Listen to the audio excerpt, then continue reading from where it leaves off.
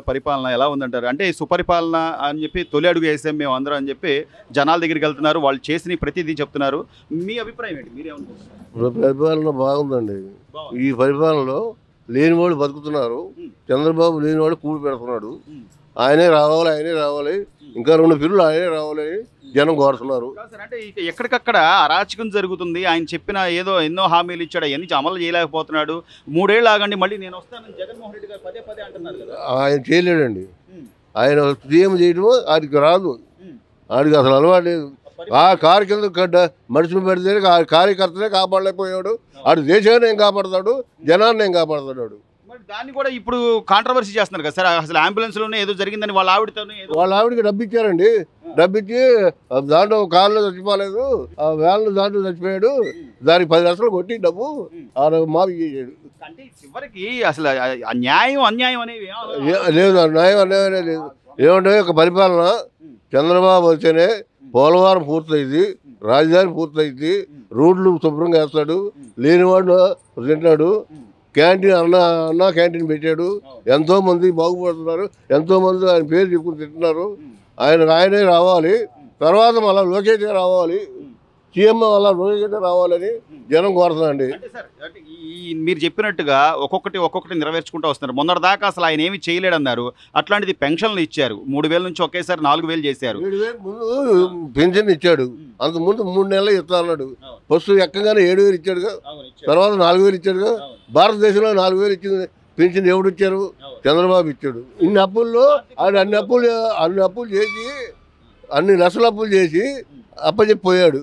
అయినా ఆయన మేధావు కాబట్టి, శక్తి సమర్థం ఉంది, ప్రభుత్వాన్ని కాబట్టే శక్తి ఉంది. ఆయన వల్ల 40 ఏళ్ళ రాజకీయవేత్త, సీనియర్ మనిషి, ఆయన నెంబర్ 1 మనిషి వేస్తాడు. ఇంత చేస్తున్నా కూడా లాండ్ ఆర్డర్ని ఏదో విధంగా దెబ్బతీయాలి అని చెప్పి వాళ్ళ పరామర్శ వీళ్ళ పరామర్శ అని చెప్పి అక్కడికి వెళ్ళి చేస్తున్నా రాజకం. రప్పా నరుకుతామని రప్ప నరుకుతాను. అది ఆ నరుకుడే, ఈ నరుకుడు తెలంగాణలో కూడా వెళ్ళింది. హరీష్ రావు గారు కూడా అదే అంటున్నాడు, రప్ప నడుగుతామని. రప్ప నడుగుతా కాదు, మొన్న 11 వచ్చినాయి, ఈసారి 5 వస్తాయి. నమ్మి వేయరండి ఓట్లు. జనాల్ని భయపెట్టో లేకపోతే వాళ్ళని బెదిరించో ఓట్లు వేయించుకుందాం ఏమండి, జనాలు రఫరాబరాబు నరుగుతా అన్నాడు. రేపు జనం ఓటు ఎట్టేస్తారండి. అంతేగా. ఇప్పుడు రేపు వీడు వస్తాడు, ఆడేమన్నాడు, 10 ఇంటి నేను వస్తే ఎవరింటి అయినా ఎవరిళ్ళలో అయినా నా జెండా కడతాను, నా బొమ్మ ఉంటుంది. వాడేవాడు ఆడి బొమ్మ ఎవరు, ఆడు ఎవరు? అందుకని వాడు రాడండి, వాడు తుక్కేస్తారు. వాడు అయిపోయింది. మళ్ళీ 3 పిల్లలు చంద్రబాబు ఏంటండి. మీరు గమనిస్తే ఈ సంవత్సర కాలంగా చంద్రబాబు గారు అధికారంలోకి వచ్చాక పవన్ కళ్యాణ్ గారు డిప్యూటీ సీఎంగా, మీరు అన్నట్టు యువ నాయకుడిగా లోకేష్ గారు కానీ మార్పులు ఏంటి? గమనించిన మార్పులు అంటే లోకేష్ బాగా తెలియగలవాడండి. ఇప్పుడు చంద్రబాబు అన్ని అనుకున్న పథకాలు వేసాడు, పెన్షన్ ఇచ్చాడు, గ్యాస్ బండ్లు ఇచ్చాడు. రేపు మాపో ఆర్టీసీ అలా ఆడవాళ్ళది అది వదులుతున్నాడు. ఆయన అనుకుని అన్ని వదులుతున్నాడు అండి, అన్ని చేస్తున్నాడు, చేసి చూపిస్తున్నాడు. ఆయన 10,000 ఇళ్లలోకి, నేను కూడా ఇళ్ళలోకి వెళ్ళి 10 నెలల పెన్షన్ ఇచ్చేటప్పుడు ఆ ఇంట్లోకి వెళ్ళి వాళ్ళు ఇచ్చిన నీళ్ళ టీ తాగి కూర్చుని, అమ్మ ఏంటి మీ పరిస్థితి ఏంటి, మీ ఎవరు ఏంటి, మీరు ఇంకా బాగుపడాలంటే ఇంకేమైనా కావాలా మీకు పెట్టుబడి, మీ పెట్టుబడి కావాలంటే తెస్తాను. సీఎం సాయి వచ్చి ఒక లేనివాడి ఇంట్లోకి వెళ్ళి టీ తాగి వాళ్ళ దగ్గర కూర్చోబెట్టి బాధపడుతున్నారంటే ఆయన అసలు ఉన్నంత కాలం చంద్రబాబు ఆయన. ఇదే పని జగన్మోహన్ రెడ్డి గారు ఎందుకు చేయలేకపోయారు బాబాయ్? గత 5 ఏళ్లలో ఆ పరదాలు కట్టుకున్నాడు, ఎక్కడికక్కడ సెక్యూరిటీ పెట్టుకుని తిరిగాడు. కానీ సీఎం గా పరదాలు కట్టుకున్నాడు. ఆయన వస్తే చెట్లు నరకడం, అవి నరకడం, బడ్డీలు మూయటం. ఆయన వస్తే జనం ఉండకూడదు. వాడికి భయం ఏర్పడిపోయిందండి. వాడికి ఇప్పుడు ఏంటంటే జనం ఏమంటున్నారంటే, రేతులు వాడికి మైండ్ పని చేయట్లేదు, వాడికి నిద్ర పడతలేదు, వాడి కడుపులో భయం ఉంది వాడికి అనేది ఏర్పడి తొందరలో లోన పోతాడు. అలాంటి వ్యక్తి నేను 3 ఏళ్లలో వస్తాను, ఒక్కొక్కళ్ళ బట్టలు అంటాడు. ఆడికి వస్తాడు, వాడు పోతాడు లోనకి. 4 రోజుల్లో ఆడే పోతాడు. వాళ్ళనే వచ్చి వాడు ఎంత చంద్రబాబు నాయుడు భార్య గారిని ఏమన్నాడంటే, వాడు ఇంకా ఉండాలాడు, వాడు దుర్మార్గున్నాడు. అంబటి రాంబాబు గారు ఆడొక ఎదవండి. వాడు పోలవరం పూర్తి చేస్తాడు. మొన్న ఏం వల్లగాల ఆ పూర్తి చేయడం ఆ చంద్రబాబు వల్ల అయిందండి. ఆయనే చేస్తాడు.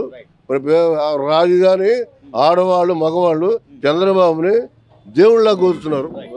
బాబాయ్ దాదాపు సంవత్సరం అవుతుంది పరిపాలన. ఇప్పుడు సుపరిపాలన అని చెప్పి ప్రతి ఇంటికి కూడా వెళ్తున్నారు, మేము పథకాలు ఇస్తున్నాం అని చెప్తున్నారు కదా. ఎలా ఉంది పరిపాలన? ఎలా ఉంది? పర్లేదండి, ఎందుకంటే ఎవరు వచ్చి కూడా ఏం చేయదగిందే లేదు. ఎక్కడిరా ఈ చంద్రబాబు నాయుడు వచ్చిన తర్వాత మాకు ఏదైనా అందరికీ పథకాలు కానీ ఏదైనా సౌకర్యంగా ఉంటుంది కానీ ఏదన్నా ఏం.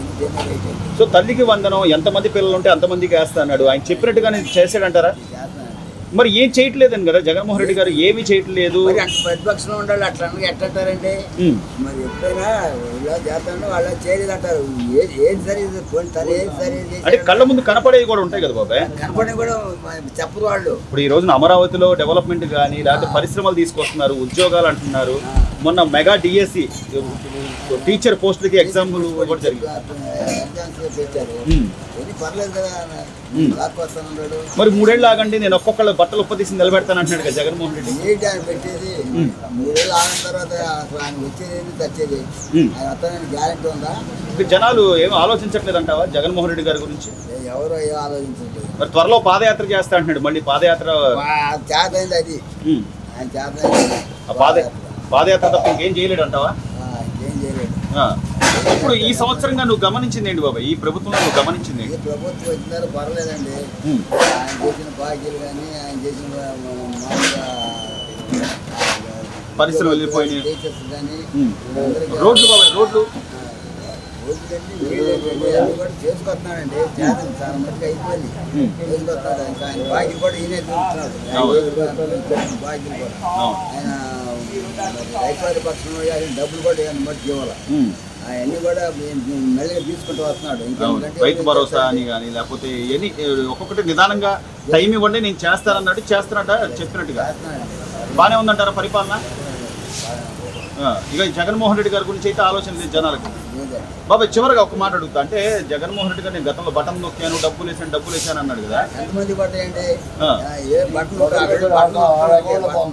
ఎంతమంది పడ్డారు డబ్బులు? అవును, ఎవరికి ఏం లేదు. షో అనమాట అదంతా కూడా. అంటే జనాలు కావాలని ఓడించారు, ఆలోచించే ఓడించారండి. ఈయన ఏదో పైకి డాబు చెప్పుకున్నాడు కానీ అసలు వచ్చి ఎమ్మడు వచ్చే జనం అంతా కూడా ఎవరు అవును పైసా మీద ఆధారపడి వచ్చేటువంటి వాళ్ళు. సరైనడు వచ్చి నీ పక్కన ఎవరు నిలబడతాడండి? డబ్బులు ఇస్తే ఎవరైనా ఏదైనా అవుతారు. ఇప్పుడు ఏం లేనాడు, ఏ పార్టీతో పని ఉందండి. అని పోతాడు, సాయంత్రానికి జెండా పట్టుకున్నట్టు చూస్తున్నాడు, కానా పేన అన్ని కూడా సమకూరుస్తున్నాడు. ఆ పార్టీ అయితే ఈ పార్టీ అయితే సో మంచి చేయాలి, ఎవరైనా సరే మంచి చేయాలి. ప్రజలకు దాతృత్వం అనేది ఉండాలి. ఏది లేకుండా ఏదన్నా తను చేసే చూచారని కూడా జనం ఏంటంటే కొంతమంది బయటపడటం, ఎందుకంటే భయపడి కానీ ఏదన్నా కానీ. మరి వల్లభనేని వంశీ కానీ లేకపోతే వంశీ అసలు అరెస్ట్ చేసి ఆయన అరాచకంగా అరెస్ట్ చేశారు, ఆయన్ని చాలా ఇబ్బందులు పెట్టారని చెప్పి అంటున్నారు కదా. ఈ అంబటి రాంబాబు లేకపోతే పేరుని నాని ఇట్లాంటి వాళ్ళంతా నిజంగా వాళ్ళు అట్లా మరి ప్రతిపక్షంలో ఉన్నప్పుడు అట్లా అనగా ఎట్లా ఉంటారు? మరి వాళ్ళు ఏం చెప్పుకునే వీళ్ళంతా కూడా ఇవన్నీ చేసిన పనులన్నీ ఏంటంటే వాళ్ళు చేసిన పనులన్నీ మరి ఎవరు సమర్థిస్తారు? అటువంటి పనులు ఎవరు లైక్ చేస్తారు? అంతేగా, అంతే కదండి. సో ప్రజలు కావాలనే బుద్ధి చెప్పారు. కావాలనే బుద్ధి చెప్పారు. Please subscribe to Leo news for more videos.